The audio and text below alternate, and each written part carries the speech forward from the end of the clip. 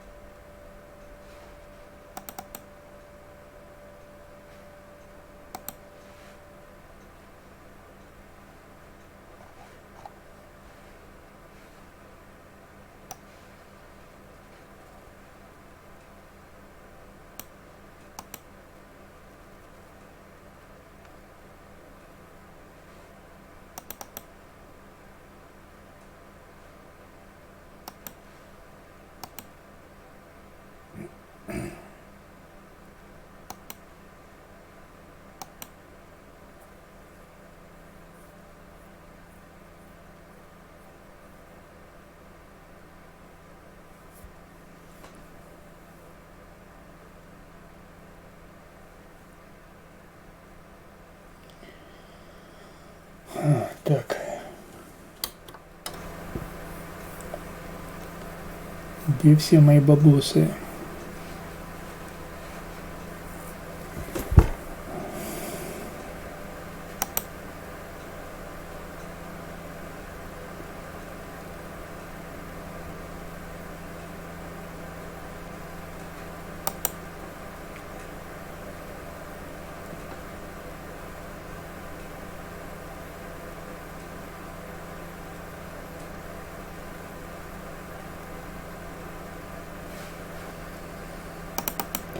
Что там за колокольчик?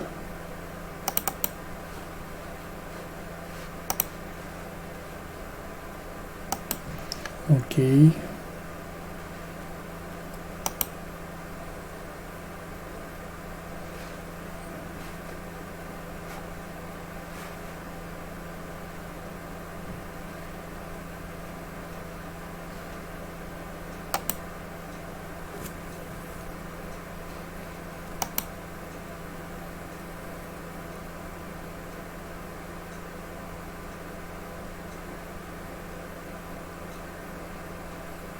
General Electric.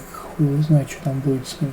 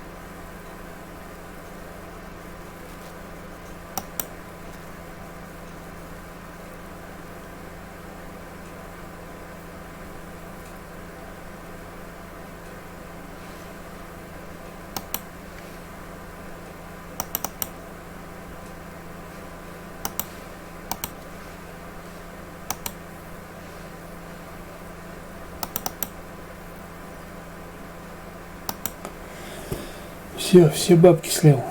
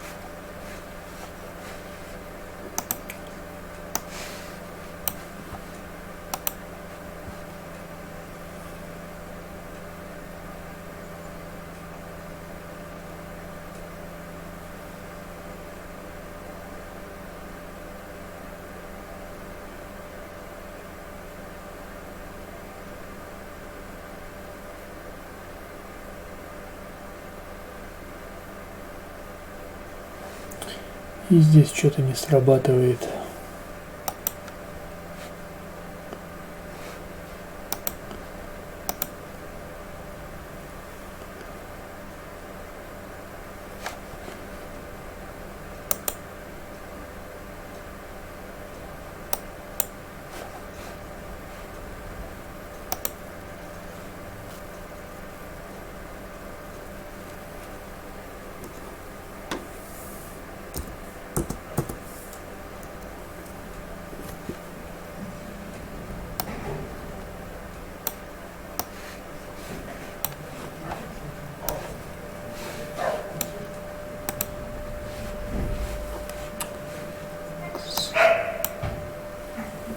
Болото собака.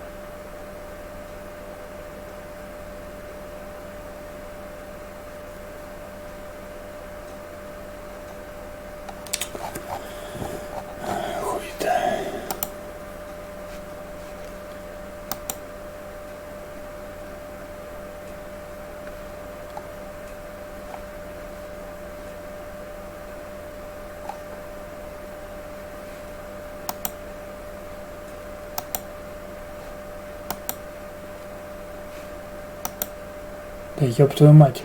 Алло, блядь. Показывай давай.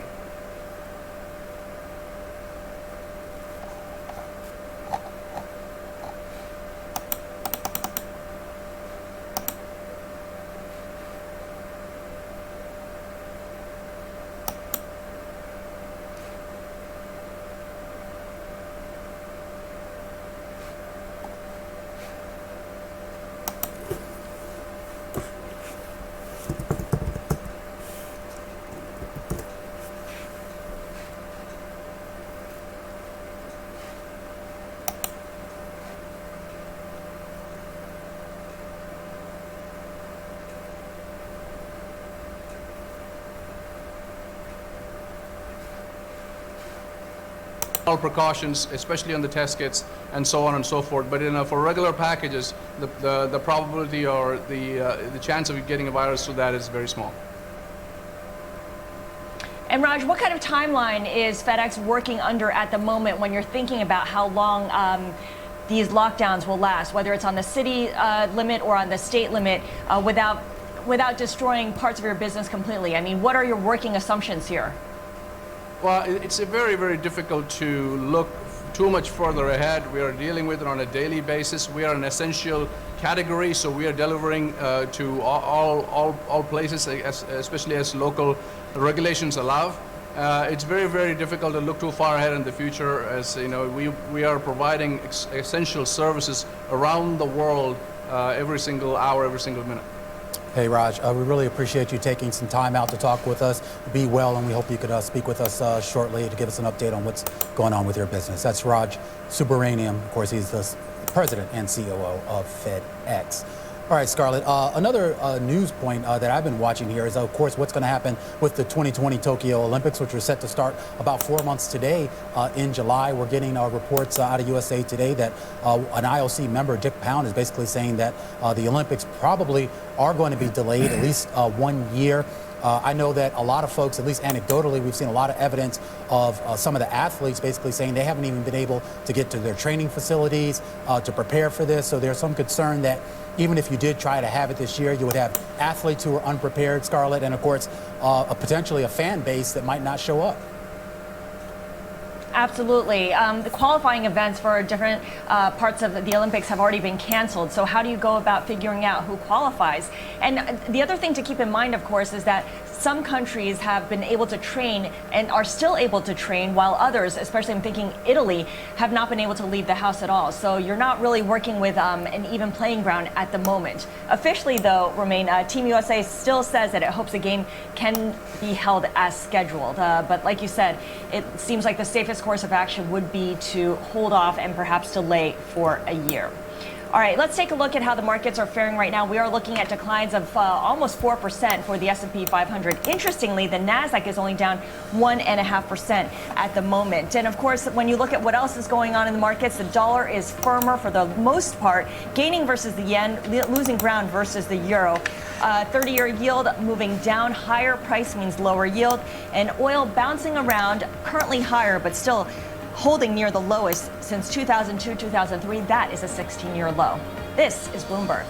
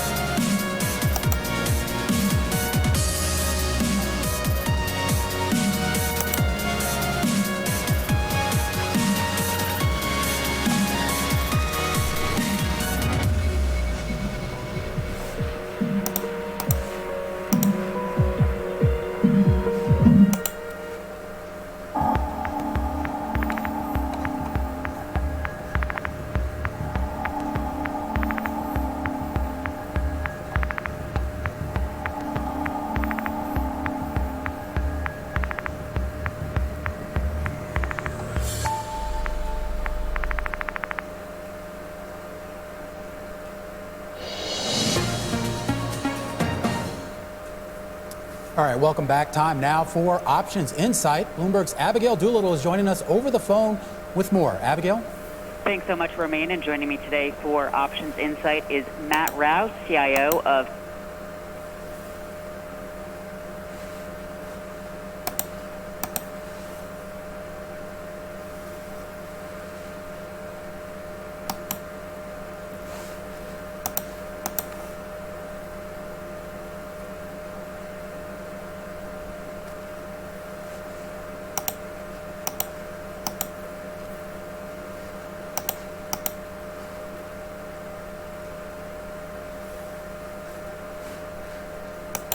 stimulus side of things. Obviously, the information from the Fed was received very well when it rolled out, but it became immediately clear that there was still some contention along the party lines that exist. So as these days wear on, we sort of drift lower and lower into the close with no concrete information and no breakdown of these barriers. So I think everybody's waiting for some sort of plan to lean on to try to make some proactive investments into. and bringing volatility into it. It's kind of interesting, Matt, because the VIX is now down, that fear index, quote unquote fear index, now down 3 days in a row, even as stocks are selling off. What does that tell us about the future? So the VIX, as we know, looks at and gives us a reported sample of the roughly 30-day forward implied on the S&P. And if we look to the April expiration coming up for the S&P, a non-directional trade, if you just buy the straddle, it needs about an 8% move to break even in either direction. Based on days like today, I think it's pretty easy to see why some people think that we'll actually get more than that. But there are people who are doing things like selling puts into this market as a way to get long. Great stuff. Matt Rao of Headwaters Volatility, thank you for joining us for Options Insight. Romaine and Scarlett, back to you. All right, our thanks there to Abigail Doolittle. Let's get a quick check of where we stand with the markets with a little bit more than 30 minutes left to go on this Monday in the cash trading day here. You can see the S&P 500 moving back towards those lows of the day, down about 4%. The Bloomberg Dollar Index up for a 10th straight day, and we continue to see a rally here in gold. From New York, this is Bloomberg.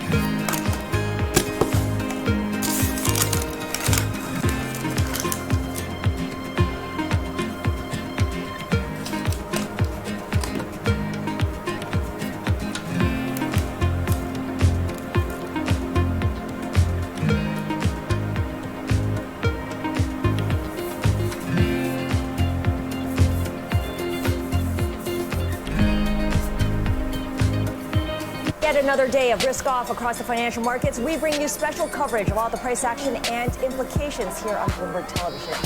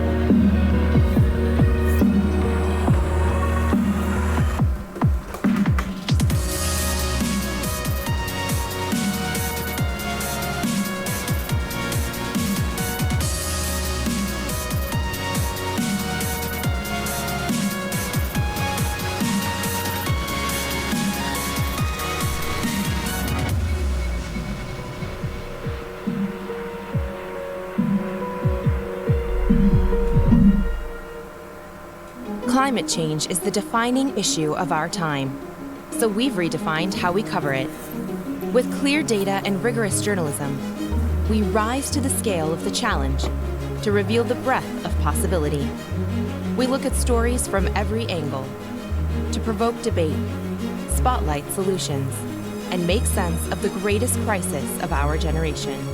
Bloomberg Green, solutions for a changing climate.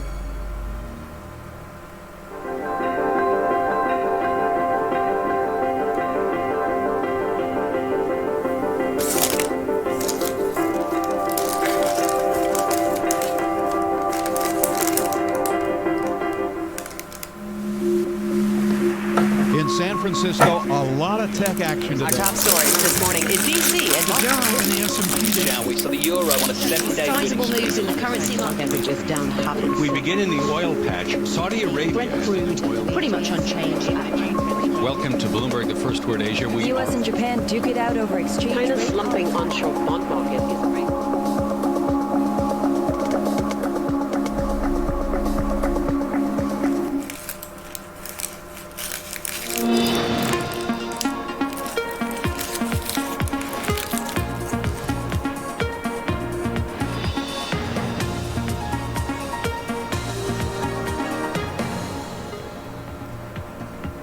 This is Bloomberg Markets The Close. I'm Scarlett Fu, live from my basement in Westchester, and I'm joined by my co-host Romain Bostic, who's in studio in New York. We are about 30 minutes away from the end of the U.S. trading day, and Romain, we are looking at a stock market that is down more than 4% on the S&P and Dow. In fact, when you look at how markets have been reacting, there hasn't been a whole lot of confidence given the lack of progress on any kind of fiscal stimulus, phase 3 of that fiscal stimulus, which the Senate once again just failed to pass. And this comes even with the Fed's shock and awe campaign, in which it basically announced unlimited QE. Nevertheless, you have the dollar stronger. You have oil also getting a bit of a bid here, even as it's hovering near 16-year lows. Yeah, Scarlett, and we should also point out that with regards to the S&P 500, I mean, it's been pretty volatile here. You're talking about now that we've had all of these moves going back now of 1% or more, basically for the last 16 sessions, more or less, not only on a closing basis, but also on an intraday basis. So a lot of volatility in this market, seeing more than 10 billion shares trade across all of the tapes. The Dow Jones Industrial Average now down about 4.5%. And this level, I guess if you're the type who follows politics, this is significant because this effectively erases all of the gains that we had made going back to November 8th of 2016, which of course was election day here in the U.S. And by some measures, that will be significant to some people. The Philadelphia Semiconductor Index was getting a pretty strong bid a little bit earlier, up as much as 5%. The KBW Regional Banking Index going in the opposite direction. A lot of concerns here about credit stresses in the market and how that may weigh on some of the mid-size and smaller banks. And then finally, take a look at the Bloomberg Commodity Index, actually up on the day, seeing a small rebound in crude oil, but we're also getting some pretty significant bids here in a lot of the soft commodities. The idea here that corn, wheat, sugar, a lot of those things are going to be insulated from some of the other recessionary concerns, Scarlett, that are going on right now around this market. All right, good stuff. Now, let's talk about how the Senate once again failed to approve the almost $2 trillion stimulus plan to support the economy. I want to bring in now Michael Gratz. He is professor of law at Columbia Law School, and he's author of The Wolf at the Door, The Menace of Economic Security, Insecurity, and How to Fight It. Professor Gratz, thank you for taking the time to speak with us. That $1.8 trillion stimulus plan that is kind of in limbo right now, one of the big sticking points is that the Democrats want greater oversight of the fund to monitor how it's spent. Elizabeth Warren says she wants an oversight panel with real teeth. Apparently, the Treasury Secretary gets a lot of authority over who gets what. Is this fear that the money will be used improperly justified, and is it reason to hold up the bill? Well, I think the bill is going to pass reasonably soon. It's a survival bill, not a stimulus bill, as everybody keeps insisting on calling it, at least for many families. It's a survival bill. I think this logjam will break. You can understand why some members of Congress want more transparency, more reporting from the Secretary of the Treasury, more timely reporting about what he's doing with American taxpayers' money. But I think they'll come up with a solution for this, if not today, then tomorrow, no doubt by Wednesday. All right, I like how you call it a survival bill here. We know that Minneapolis Fed President Neil Kashkari has said that when it comes to policy, it needs to err on the side of overreacting. You go big, you don't worry about how targeted the measures are. With business loans, just make them available as soon as possible. That is paramount. Is that the way to go forward here? Well, I think most large businesses are not cash constrained at the moment, and I think the Fed's intervening will help the credit markets and will help maintain liquidity. Congress's big challenge is figuring out how to help American families and small and medium-sized businesses. Those should be their priorities, obviously, after they provide the kind of relief that hospitals and medical professionals need. My daughter is an oncologist at St. Jude's Children's Center, and they don't have enough masks.